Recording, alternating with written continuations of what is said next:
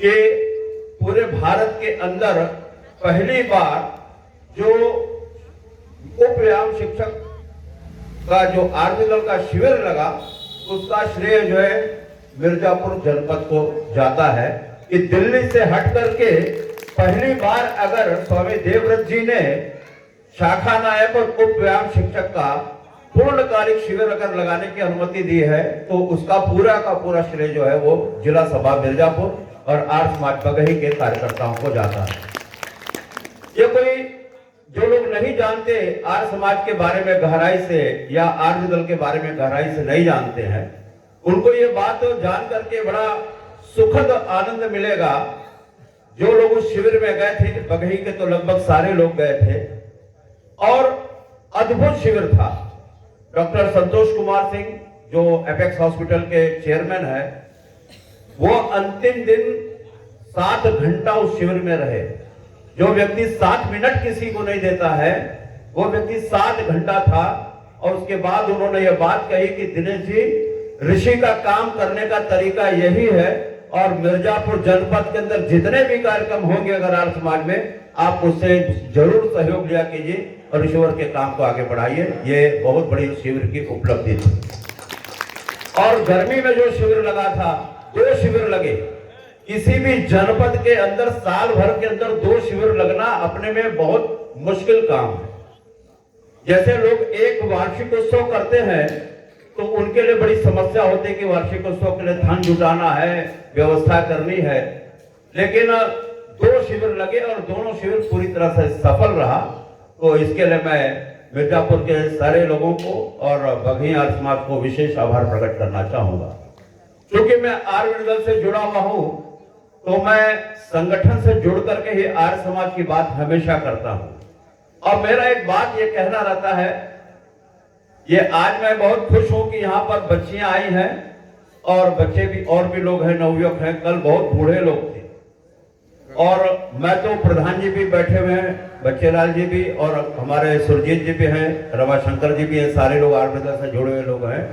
आप लोगों को एक बहुत ही अच्छी सूचना देना चाह रहा हूं कि 20 मई से लेकर के 30 मई तक आर्य वीरांगना शिविर पूर्णकालिक लग रहा है। आर्य वीरांगना शिविर पूर्णकालिक लग रहा है, जो पाणिनि कन्या महाविद्यालय में होगा, जिसकी कि ये आचार्य जो अनामिका वेदरत्न जी यहाँ आई है, ये भी शिक्षिका है आर्य दल की, और बहुत ही माने ये वहां से आचार्य करके इसमें पीएचडी की तैयारी कर रही है अपनी। तो वहां पर जो शिविर लगेगा, मेरा निवेदन है कि बगही से कम 5 लड़कियों को आप जरूर भेजिए। मैं बहन जी से प्रयास करूंगा कि उनके शुल्क में जितना भी कम से कम हो सकेगा उतना कम करा देंगे। 10 बच्चियां अगर पूरे मिर्जापुर से चले जाए तो बहुत बड़ी उपलब्धि आर्य समाज के लिए होगी।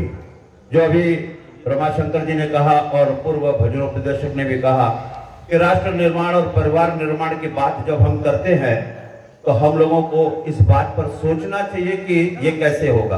पहले दिन के प्रवचन के अंदर ये अनामिका आर्या ने बहुत ही सुंदर बात कही थी, अपने व्यक्तिगत जीवन से जुड़ी हुई, कि मेरे दादाजी शाम को सबको बैठा लेते हैं और एक समय होता है जिसमें सारे परिवार के लोगों को उनके पास आना ही आना है और दिन भर की दिनचर्या को बताना है कि हमने क्या किया क्या नहीं किया। विडंबना यह है कि आज पढ़ाई के नाम पर या मोबाइल के नाम पर बच्चे माता पिता से दूर होते चले जा रहे हैं। वो कहेंगे हमारी पढ़ाई है, नहीं बैठे, बड़ी दिक्कत होती है। मैंने इसका एक छोटा सा उपाय उतारा है, अभी मैं मीडिया से बोल भी रहा था दोपहर में, कि पूरे भारत में बच्चे मुझे नाना बोलते हैं, पूरे भारत में बच्चे मुझे नाना बोलते हैं और मुझे सुनते हैं, वो सुनते हैं, मेरे साथ जाते हैं, मैं उनको एडवेंचर कराता हूँ। माने सनबीम जैसी जो बड़ा ब्रांड है बनारस का, सबसे बड़ा ब्रांड स्कूल माना जाता है सनबीम, वहां के चेयरमैन जो मैं देखे नाम इसमें कर रहा हूं उस समय, दीपक मधोक जी, उनकी पत्नी भारती मधोक जी जो है आर्य परिवार की। जब उनको मेरे कार्यक्रमों की जानकारी मिली कि आर्य समाज का कोई व्यक्ति इतने बड़े स्तर पर काम कर रहा है, तो उन्होंने अपने डायरेक्टर से बोला, जो स्कूल के डायरेक्टर है, उनको बोला कि वो जो दिनेश आर्य जी आप उनसे संपर्क करिए। उन्होंने मुझसे संपर्क किया क्योंकि हमारे स्कूल के बच्चों को मॉरल डेवलपमेंट आप सिखाइए, नैतिक शिक्षा को जो पाठ है वो आप सिखाइए। उस महिला को पता है कि 100 मंतव्य, मंतव्य प्रकाश, व्यवहार भानु, अतः गौ, करुणानिधि जैसी जो पुस्तकें हैं वो विद्यालय के पाठ्यक्रम में जोड़ी जानी चाहिए। ये सनबिंग जैसे ब्रांड स्कूल की जो डायरेक्टर है, चेयरमैन है, उनकी पत्नी का भाव है। उनके 2 कैंप मैंने किया, एक बेटावर में कराया अभी मैंने कैंप, और एक कैंप मैंने नौगढ़ में कराया पिछले महीने। दोनों कैंप का पूरा खर्च जो है उस स्कूल ने दिया, और आयोजक जो है वो आर्य समाज का युवा संगठन सार्वदेशिक आर्य दल था। और खुले मंच पर जो है दीपक मधोक जी ने प्रशंसा किया कि आर्य समाज जैसा दूसरा संगठन भारत में है ही नहीं। यह बहुत बड़ी उपलब्धि है आर्य समाज के लिए कि कोई स्कूल का जिस स्कूल के अंदर 50,000 बच्चे पढ़ते हों और वो स्कूल का चेयरमैन कहे कि आर्य समाज जैसा संगठन कोई नहीं है। तो उनके सम्मान में जो बुके दिया जा रहा था, तो उन्होंने कहा इस सम्मान का बुके प्राप्त करने का सच्चा अधिकारी आर्य समाज का व्यक्ति होता है, और वो दिनेश जी है। ये बुके से सम्मान दिनेश जी का करना, ये मेरा सम्मान नहीं था, ये आर्य समाज का सम्मान था। तो ये बहुत बड़ा सौभाग्य है यहाँ पर जितने लोग भी बैठे हुए हैं कि बगही के अंदर आर्य समाज है, और बगही के अंदर आर्य समाज सक्रिय है, और मॉरल शिक्षा के लिए, नैतिकता के लिए आर्य समाज जैसा संगठन पूरे विश्व में कोई नहीं। आप कभी ऋषि दयानंद की पुस्तकों को पढ़िए, अभ्यास में लेकर के आइए, आपको लगेगा कि वास्तव में इससे सर्वोत्तम पुस्तक ऋषि दयानंद की पुस्तक से बढ़िया कोई पुस्तक है नहीं। और गोपी राधा स्कूल है बनारस के अंदर, जो कि उनके जो निदेशक हैं मनोज शाह जी, उन्होंने मुझसे कहा कि मुझको 100 मंतव्य प्रकाश पुस्तक दे दीजिए। तो मुझे बड़ा आश्चर्य हुआ कि ये जो पूरी तरीके से पौराणिक परिवार है, ये क्यों मांग रहा है।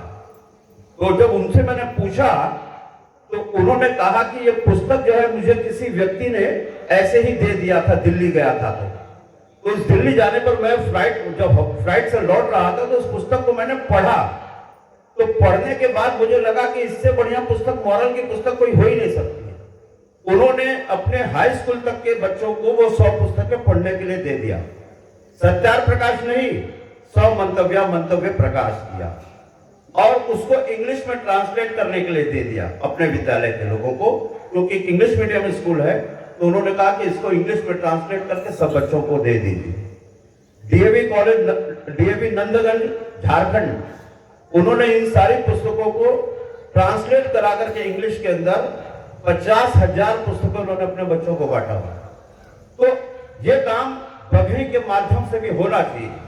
इसलिए होना चाहिए कि जब तक साहित्य हमारा नहीं जानेंगे, हमारी विचारधारा को लोग नहीं जानेंगे, हम अभी ये वहां से प्रवचन करेंगे, हो सकता है 10 मिनट बाद आप इस प्रवचन की सब बातें भूल जाएंगे।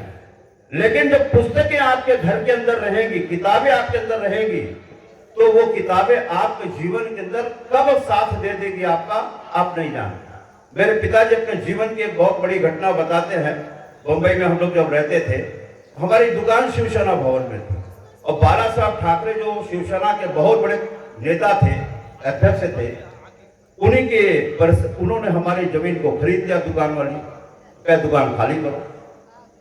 पिताजी ने उस समय किताब पढ़ी, उस किताब के अंदर महाभारत के राजा, मैं नाम इसमें विस्मृत, उनका उल्लेख था।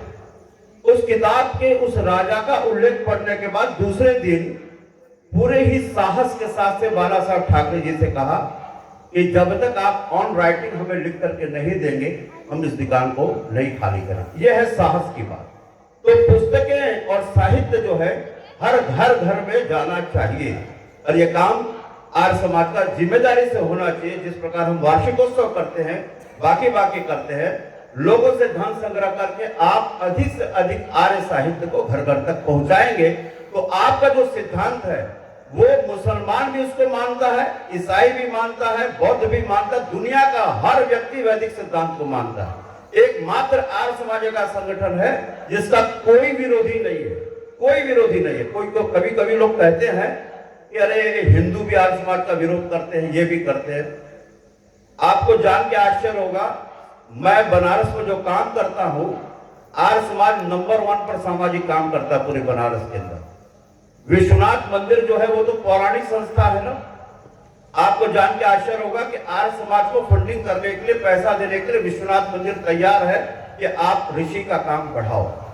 और कल मेरी गौशाला के लिए मीटिंग थी, अन्य क्षेत्र के लिए मीटिंग थी। वो क्यों आर्य समाज को बुला रहे? क्योंकि एक ईमानदार, कर्मठ और बढ़िया व्यक्ति अगर कहीं से मिलेगा तो आर्य समाज को छोड़ के कहीं से नहीं मिलने वाला। मुसलमान मुझे सहयोग करते हैं, सूफी मुझे सहयोग करते हैं, ईसाई मुझे सहयोग करते हैं, जैन मुझे सहयोग करते हैं, और थोड़ा बहुत नहीं। वो कहते दिनेश जी नाम आप आर्य दल का लगाइए, आर्य समाज का लगाइए, हम लोगों का भी विषय में थोड़ा सा नाम लिख दीजिए और पूरा पैसा हम देंगे।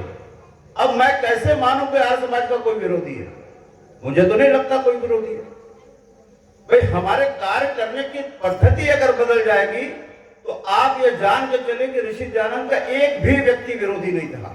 अब सर सैयद खां को जब पढ़ेंगे, इतना बड़ा उद्भट विद्वान मुसलमानों का, ऋषि दयानंद से मिलने के बाद तो उसने अपने चिंतन को बदल दिया। जितने भी एम ह्यूज का नाम आप सुनते हैं, इतना बड़ा विद्वान ईसाई